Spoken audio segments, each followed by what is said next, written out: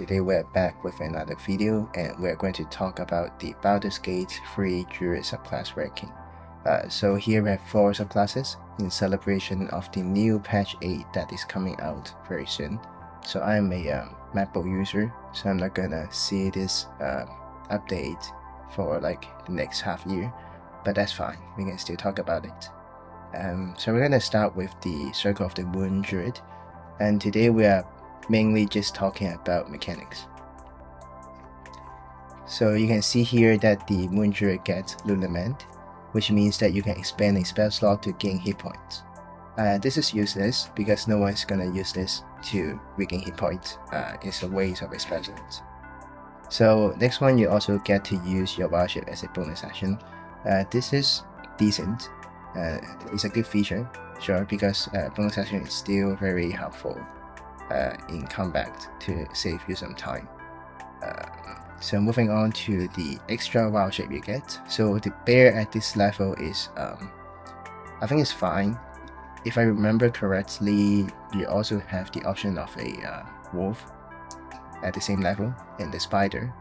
So those are going to be the ones I'm going for. The spider allows you to get web. The wolf allows you to use like pack tactics, I remember. So level 4 gets you the Dire Raven. I think this is a much better improvement because you get to fly and blind your enemies. You have low hit points, yes, but the Dire Raven is actually very potent. Being able to fly at this level is very useful. At level 6 you get Primal Strike, so this means that you can bypass some resistances. This is underrated, I think, because there are a lot of characters in this game who are resistant to your slashing, piercing damage, etc. So being able to overcome that, for example as a owlbear, is going to be very useful to improve your damage. For your level 8 feature, you get the Saber-Tooth Tiger. This is actually very good. Like, I at first thought this is not going to be special, but getting this completely replaces all the other wild shapes to me. You get to regenerate your hit points, you get to shred armor, which means, as you can see here, to lessen your attack in exchange for lowering 2 armor class. And 2 armor class is a big deal because this game basically has a fixed range of attack rolls, so being able to lower them is actually quite potent. Level 10 gives you the wild shapes, and I think this is much better in this edition, Baldur's Gate 3, than in the tabletop. The reason being that it is so easy to just do long rest. That means you don't really need to take the penalty of expanding one more wild shape to use this. And getting so much hit points and actually getting free attacks is quite significant. I like to use the Earth Myrmidon, and it is able to do unarmed attacks, which means that you can use this with Tavern Brawler, so it helps you to increase your damage substantially. So I'm gonna put this here first. I think the Moon Druid overall is very solid, but it does have a huge weakness, which is that it doesn't really work with the equipments and items in the game. Once you like transform, you couldn't really do that, so it's kind of a shame, which will also bump its ranking down quite a bit. So next up is the Circle of the Land, and this subclass allows you to be a better spellcaster using your natural spells. So we're going to start with the Natural Recovery feature. This allows you to heal some spell slots. This is a very solid feature, allowing you to cast more per day, and it's always a good thing to be able to cast higher level spells. So next up you get Bonus Cantrip. This is really inconsequential, but again helpful. So next up you get more spells, and the thing about this feature is that unlike the tabletop version, you are actually able to choose different spells per level.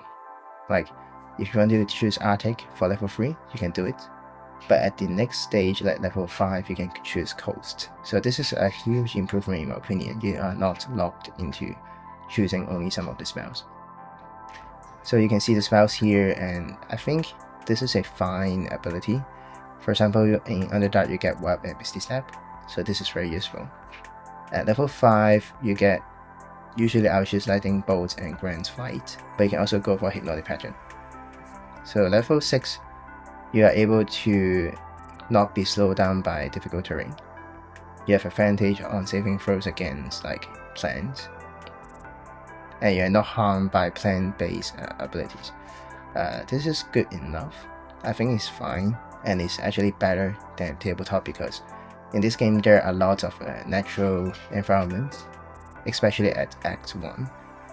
So at level 6 you are still probably ready to leave Act 1, but I would say that it does have some use.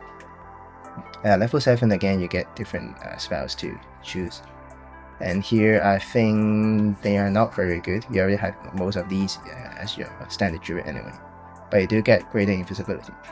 So level 9 you get the extra spells as well. Here I will probably go for maybe Cloud Kill and Insect Plague or Contagion, because again the other spells you have already. Maybe Cone of Cold is also good. Okay, so level 10 you are not charmed or frightened by elementals and Fae. So again, this is better because you know that you're gonna face some of these. For example, anti-FO in Act 3 is possible to be encountered.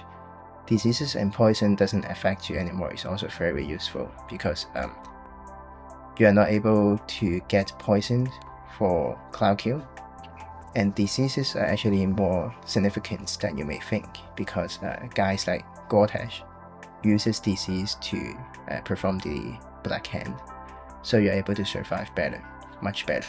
This is actually a very underrated ability. So I will put the Land Druid probably a bit behind Moon Druid, but it is a very good subclass. I think it loses a little bit because it tried to be a better caster, but I feel like the casting spell list is not really that much improved. Mainly being that the Druid already has very good spells like Conjure Wooden Beings, Conjure Elemental Upcast, even just Sunbeam are going to be very significant without the need of an extra spell list. So I think its biggest gimmick is kind of not enough, and the rest of the features are good but very situational. So we're looking at the next one is the Circle of Spores. So as you can see here, the Spore Druid gets quite a lot of features. You're gonna start with the Bone Chill cantrip, and this is actually very useful. Like I use this every combat, especially against the Miracle fight. You are able to effectively stop its healing, so the Necromites become a lot less of a problem. So you get Halo of Spores using your reaction to do some damage.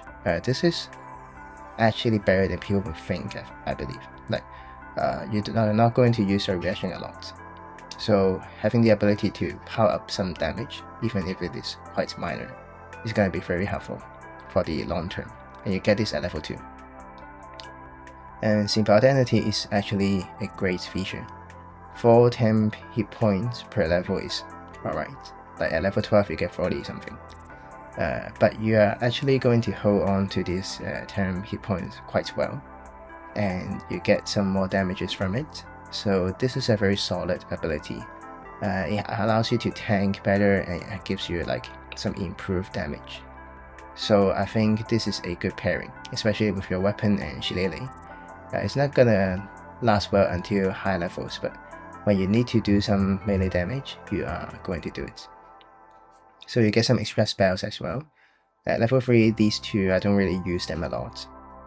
Level 5 though, I do use Animate Dead, and I do believe like at level 5, the threat level spells kind of suck for a Druid. I only use like Sleet Storm really. So Animate Dead is a good alternative to use your spell slots on to get more summons. Level 6 allows you to use Fungal Infestation. So basically you can raise 4 zombies per long rest. It seems like a very underrated ability. Like it is supposed to not be too strong.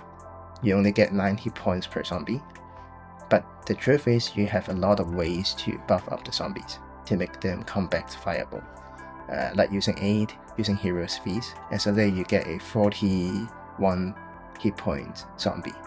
And they are not just good for attack, they're also good for taking damages. So in a group fight, you're able to split your zombies and take some painful damages. This helps your party a lot, and since you get 4 every day from corpse, they are quite expendable, so it's not really too much of a bad thing if they die. You get Blight and Confusion at level 7. I think Confusion is a nice ability, but situational. Level 9 gets you Cloud Kill. Cloud Kill is also fine. I like to use this a lot. Level 10 gives you improved damage again for Halo of Spores. And you get Spreading Spores. Spreading Spores is fine. It deals like a very reliable, consistent damage for 10 turns. And you don't really have to use any resource for it. So it's a good use of your bonus action. So I think overall, like looking back at this subclass, I first thought it's going to be very low, but I'm actually going to put it all the way to the top. Why? Because I think this subclass is quite underrated. Like, if you really look at it, it doesn't do many things in a very impressive, flashy manner. But you are able to power up a lot of your damage and your effectiveness using action economy. Going back to the list, for example, you get to use your bonus action fully, and you get to use your additional allies from Fungal Infestation, giving you even more ability. And then you're able to use your reaction from Halo of Spores. So combining all these, and you can see how it is doing a lot silently. And it works really well with gear as well, because you are not wild shaping into any animals. For reference, Druid also has to wild shape, but you don't have to, so you are using all your items all the time. You are not sacrificing like anything, so I really think the Sport Druid deserves to be number 1. So now let's look at the last one, the Circle of the Stars, to see where it will go approximately, and next time when it actually comes out, I will try to rank it. So the Stars Druid, as you can see here, is pretty similar to the tabletop version. You're able to use Starry Form, which allows you to use various types of abilities. Archer basically improve your damage to get some range radiant damage. So Chalice allows you to improve your healing, to do some bonus healing. And Dragon allows you to not just concentrate on a spell better, but actually get to use something called a Dazzling Breath. I've yet to use this in combat, but this is not something you can do in the tabletop. So I think having this with this ability together makes the Dragon form the best. And you get to use Guiding Bolt without spell slot, so it's very helpful. And I think going even more, you get Cosmic Omen. So this is a ability at level 6. You get to increase your attack rolls or saving throw. And if I remember correctly, you can either increase your allies or to decrease your enemies depending on the day. Since you can long rest so much, you can pretty much just decide which one you want. So there is less of a guessing factor here. I think it's an improvement. And going up to level 10, you are able to increase your damage and to fly as a dragon. So this is actually really good, because you're ending the game at level 12. That means the improvement you get at level 10 is going to stay relevant. And I just think the increased damage is fine, but the dragon is going to be your main option in combat when you're using concentration spells. So overall, I'm gonna say the Stars Druid probably goes somewhere between behind or in front of Spores. It does the same improvement in this game because it doesn't use animals. So your wild shape actually works with your gears. And in this build, you can see how much radiant damage you're doing. So in this game, there are a lot of ways to just buff up your radiant damage. The famous Light Domain Cleric, using reverb to power up control and damage. That is going to probably be your main gear set for this Stars Druid.